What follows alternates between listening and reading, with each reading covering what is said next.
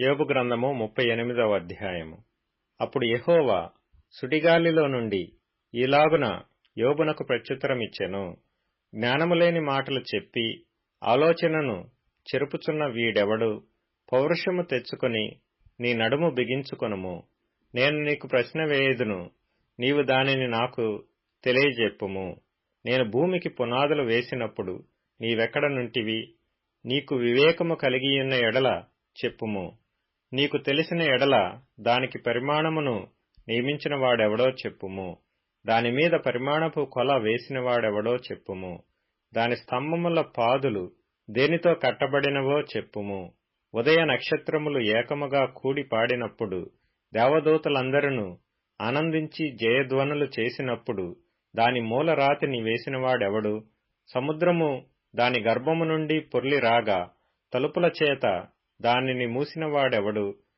నేను మేఘమును దానికి వస్త్రముగాను గాఢాంధకారమును దానికి పొత్తిగుడ్డగాను వేసినప్పుడు నీవుంటివా?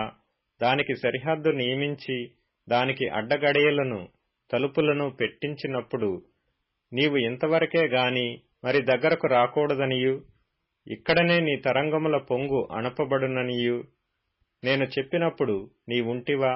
అరుణోదయము భూమి దిగంతముల వరకు వ్యాపించినట్లును, అది దుష్టులను తనలో నుండకుండా దులిపివేయునట్లును నీవెప్పుడైనా ఉదయమును కలుగజేసితివా? అరుణోదయమునకు దాని స్థలమును తెలిపితివా? ముద్ర వలన మంటికి రూపము కలుగునట్లు అది పుట్టగా భూముఖము మార్పు నొందును. విచిత్రమైన పనిగల వస్త్రము వలె సమస్తమును కనబడును. దుష్టుల వెలుగు వారి యొద్ద నుండి తీసివేయబడును. వారెత్తిన బాహువు విరుగగొట్టబడును. సముద్రపు ఓటలలోనికి నీవు చొచ్చితివా? మహాసముద్రము అడుగున నీవు సంచరించితివా?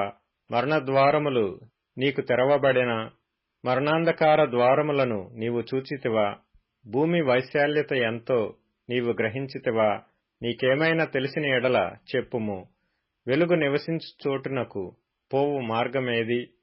చీకటి అను దాని ఉనికి పట్టు ఏది? దాని సరిహద్దునకు నీవు వెలుగును కొనిపోవుదువా? దాని గృహమునకు పోవు త్రోవలను నీవెరుగుదువా? ఇదంతయు నీకు తెలిసియున్నది గదా. నీవు బహువృద్ధుడవు. నీవు అప్పటికి పుట్టియింటివి. నీవు హిమము యొక్క నిధులలోనికి చొచ్చితివా? ఆపత్కాలము కొరకును యుద్ధము కొరకును యుద్ధ దినము కొరకును నేను దాచియించిన వడగండ్ల నిధులను నీవు చూచితివా? వెలుగు విభాగింపబడు చోటికి మార్గమేది? తూర్పు గాలి ఎక్కడ నుండి వచ్చి భూమి మీద నఖముఖములను వ్యాపించును? నిర్మానుష్య ప్రదేశము మీదను జనులు లేని ఎడారిలోను వర్షము కురిపించుటకును, పాడైన ఎడారిని తృప్తిపరచుటకును, లేతగడ్డి మొలిపించుటకును, వరద నీటికి కాలువలను, ఉరుములోని మెరుపునకు మార్గమును నిర్ణయించువాడెవడు? వర్షమునకు తండ్రియున్నాడా? మంచు బిందువులను పుట్టించువాడెవడు? మంచుగడ్డ ఎవని గర్భములో నుండి వచ్చును? ఆకాశము నుండి దిగు మంచును ఎవడు పుట్టించును? జలములు రాతివలే గడ్డకట్టును. అగాధ జలముల ముఖము గట్టిపరచబడును. కృత్తిక నక్షత్రములను నీవు బంధింపగలవా? మృగశీర్షకు కట్లను విప్పగలవా? వాటి వాటి కాలములలో నక్షత్ర రాసులను వచ్చునట్లు చేయగలవా? సప్తర్షి నక్షత్రములను వాటి ఉపనక్షత్రములను నీవు నడిపింపగలవా? ఆకాశమండలపు కట్టడలను నీవెరుగుదువా? దానికి భూమి మీద గల ప్రభుత్వమును నీవు స్థాపింపగలవా? జలరాశులు నిన్ను కప్పునట్లు మేఘములకు నీవు ఆజ్ఞ ఇయ్యగలవా?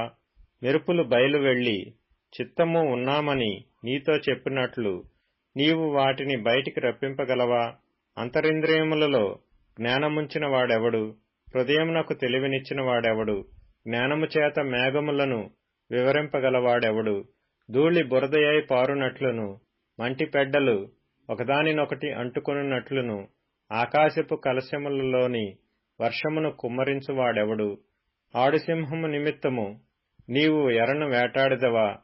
సింహపు పిల్లలు తమ తమ గుహలలో పండుకొనున్నప్పుడు, తమ గుహలలో పొంచియుండునప్పుడు నీవు వాటి ఆకలి తీర్చెదవా? తిండిలేక తిరుగులాడుచు కాకి పిల్లలు దేవునికి మొర్రపెట్టినప్పుడు కాకికి ఆహారము సిద్ధపరచువాడెవడు? యోబు గ్రంథము 39వ అధ్యాయము. అడవిలోని కొండ మేకలు ఈను కాలము నీకు తెలియనా? లేళ్లు పిల్లల వేయు కాలమును గ్రహింపగలవా? అవి మోయు మాసములను నీవు లెక్కపెట్టగలవా?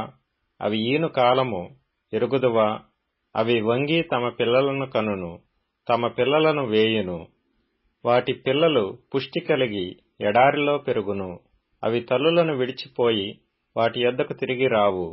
అడవి గాడిదను స్వేచ్ఛగా పోనిచ్చిన వాడెవడు? అడవి గాడిద కట్లను విప్పినవాడెవడు? నేను అరణ్యమును దానికి ఇల్లుగాను, ఉప్పు పర్రను దానికి నివాస స్థలముగాను నియమించితిని. పట్టణపు కోలాహలమును అది తిరస్కరించును, తోలువాని కేకలను అది వినదు.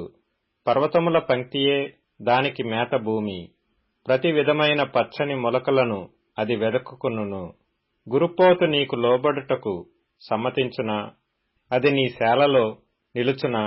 పగ్గము వేసి గురుపోతును నాగటి చాలులో కట్టగలవా? అది నీ చేత తోలబడి లోయలను చదరము చేయునా? దాని బలము గొప్పదని దాని నమ్ముదువా? దానికి నీ పని అప్పగించదవా? కీర్తనల గ్రంథం 106వ కీర్తన.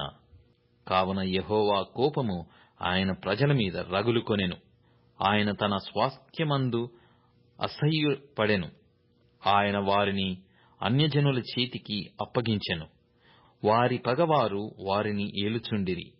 వారి శత్రువులు వారిని బాధపెట్టిరి.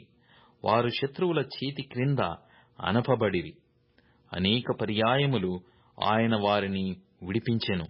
అయినను వారు తమ ఆలోచనను అనుసరించి తిరుగుబాటు చేయుచూ వచ్చిరి. తమ దోషము చేత హీనదశ నొందిరి. అయినను వారి రోదనము తనకు వినబడగా వారికి కలిగిన శ్రమను ఆయన చూచెను. వారిని తలంచుకొని ఆయన తన నిబంధనను జ్ఞాపకము చేసుకొనెను. తన కృప బాహుల్యమును బట్టి వారిని కరుణించెను. వారిని చెరగొనిపోయిన వారికందరికీ వారి ఎడల కనికరము పుట్టించెను. యెహోవా మా దేవా, మమ్మును రక్షింపుము. మేము నీ పరిశుద్ధ నామమునకు కృతజ్ఞతాస్తుతులు చెల్లించునట్లును, నిన్ను స్తుతించుచు మేమతిశయించునట్లును అన్యజనులలో నుండి మమ్మును పోగు చేయుము. ఇశ్రాయేలుల దేవుడైన యెహోవా యుగములన్నిటను స్తుతినొందునుగాక. ప్రజలందరూ ఆమేన్ అందురుగాక. యెహోవాను స్తుతించుడి. సామెతల గ్రంథం 22వ అధ్యాయం. దయాదృష్టి గలవాడు తన ఆహారములో కొంత దరిద్రునికిచ్చును, అట్టివాడు దీవెననొందును. తిరస్కార బుద్ధి గలవాని తోలివేసిన ఎడల కలహములు మానును.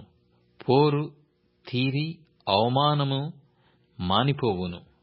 కొరింథీయులకు రాసిన పత్రిక 14వ అధ్యాయము. సహోదరులారా, ఇప్పుడు మీలో ఏమి జరుగుచున్నది? మీరు కూడి వచ్చినప్పుడు ఒకడు ఒక కీర్తన పాడవలెనని యున్నాడు, మరి ఒకడు బోధింపవలెనని యున్నాడు, మరి ఒకడు తనకు బయలుపరచబడినది ప్రకటన చేయవలెనని యున్నాడు, మరి ఒకడు భాషతో మాటలాడవలెనని యున్నాడు, మరి ఒకడు అర్థము చెప్పవలెనని యున్నాడు. సరే, సమస్తమును క్షేమాభివృద్ధి కలుగుటకై జరగనీయుడి. భాషతో ఎవడైనను మాటలాడితే ఇద్దరు అవసరమైన ఎడల ముగ్గురికి మించకుండా వంతుల చొప్పున మాటలాడవలెను. ఒకడు అర్థము చెప్పవలెను. అర్థము చెప్పువాడు లేని ఎడల అతడు సంఘములో మౌనముగా ఉండవలెను గాని తనతోనూ దేవునితోనూ మాటలాడుకొనవచ్చును. ప్రవక్తలు ఇద్దరు ముగ్గురు మాటలాడవచ్చును. తక్కిన వారు వివేచింపవలెను. అయితే కూర్చున్న మరి ఒకనికి ఏదైనను బయలుపరచబడిన ఎడల మొదటివాడు మౌనముగా ఉండవలెను. అందరూ నేర్చుకొనున్నట్లును అందరూ హెచ్చరిక పొందునట్లును మీరందరూ ఒకని తర్వాత ఒకడు ప్రవచింపవచ్చును. మరియు ప్రవక్తల ఆత్మలు ప్రవక్తల స్వాధీనములో ఉన్నవి. అలాగే పరిశుద్ధుల సంఘములన్నిటిలో దేవుడు సమాధానము కొరకే కర్త గాని అల్లరికి కర్త కాడు. స్త్రీలు సంఘములలో మౌనముగా ఉండవలెను. వారు లోబడి ఉండవలసినదే గాని మాటలాడుటకు వారికి సెలవు లేదు. ఇలాగు ధర్మశాస్త్రమును చెప్పుచున్నది, వారు ఏమైనను నేర్చుకొనగోరిన ఎడల ఇంట తమ తమ భర్తలను అడగవలెను. సంఘములో స్త్రీ మాటలాడుట అవమానం. దేవుని వాక్యము మీ యొద్ద నుండియే బయలువెళ్ళినా మీ యొద్దకు మాత్రమే వచ్చెనా? ఎవడైనను తాను ప్రవక్తనని అయినను ఆత్మ సంబంధి అయినను తలుచుకొనిన ఎడల నేను మీకు వ్రాయుచున్నవి ప్రభు యొక్క ఆజ్ఞలని అతడు దృఢముగా తెలుసుకొనవలెను. ఎవడైనను తెలియని వాడైతే తెలియని వాడుగానే యుండనిమ్ము. కాబట్టి నా సహోదరులారా, ప్రవచించుట ఆసక్తితో ఆపేక్షించుడి, భాషలతో మాటలాడుట ఆటంకపరచకుడి గాని సమస్తమును మర్యాదగాను క్రమముగాను జరగనీయుడి. కొరింథీయులకు రాసిన మొదటి పత్రిక 15వ అధ్యాయం. మరియు సహోదరులారా, నేను మీకు ప్రకటించిన సువార్తను మీకు తెలియపరచుచున్నాను. మీరు దానిని అంగీకరించితిరి, దానియందే నిలిచియున్నారు.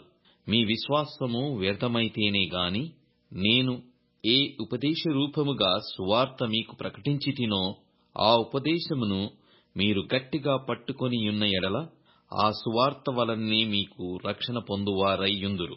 నాకీయబడిన ఉపదేశమును మొదట మీకు అప్పగించి తిని, అదేమనగా లేఖనముల ప్రకారము క్రీస్తు మన పాపముల నిమిత్తము మృతి పొందెను, సమాధి చేయబడెను, లేఖనముల ప్రకారము 3వ దినమున లేపబడెను.